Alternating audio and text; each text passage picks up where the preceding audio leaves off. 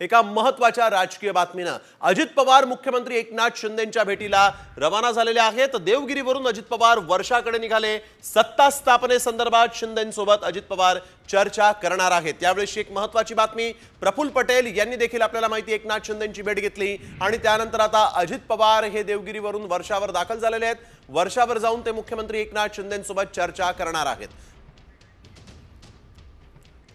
अभिजित सोनावणे आमचे प्रतिनिधी आपल्या सोबत यावेळेस थेट जोडले गेलेले आहेत। अभिजित, आपण बघतोय की अजित पवार हे वर्षावर आता थोड्याच वेळात पोहोचतील असं कळतंय। नेमकं या चर्चेचा अजेंडा काय असणार आहे?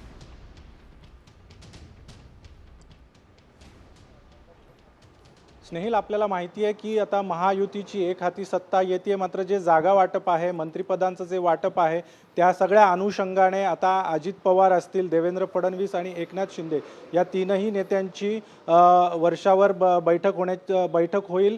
त्यामध्ये या सगळ्या मुद्द्यांवर चर्चा केली जाईल। खाते वाटपासंदर्भात देखील चर्चा होण्याची शक्यता आहे आणि या ठिकाणी प्राथमिक चर्चा झाल्यानंतर मग एकनाथ शिंदे आणि अजित पवार रात्री उशिरा दिल्लीला देखील जाण्याची शक्यता आहे आणि मग त्यानंतर या सगळ्या घडामोडी किंवा जागा वाटप मंत्रिपदा संदर्भातल्या सगळ्या वाटपाबाबत जे आहे ते दिल्लीमध्ये शिक्कामोर्तब होईल अशा पद्धतीचं बोललं जाते आणि त्या दृष्टीने आता महत्त्वाची बैठक जी आहे ती एकनाथ शिंदे, अजित पवार आणि देवेंद्र फडणवीस या तिघा नेत्यांची पुढच्या काही वेळामध्ये वर्षावर होताना आपल्याला पाहायला मिळेल आणि त्यानंतर मग या सगळ्या चर्चेनंतर या बैठकीमध्ये जे काही ठरेल त्यावर बिलकुल नेमकं काय ठरतं हे पाहणं देखील तितकंच महत्त्वाचं आहे। धन्यवाद अभिजित, आपण दिलेल्या या सविस्तर माहितीसाठी। सत्ता स्थापनेसंदर्भात आता या बैठकीत चर्चा होणार असल्याचं कळतंय।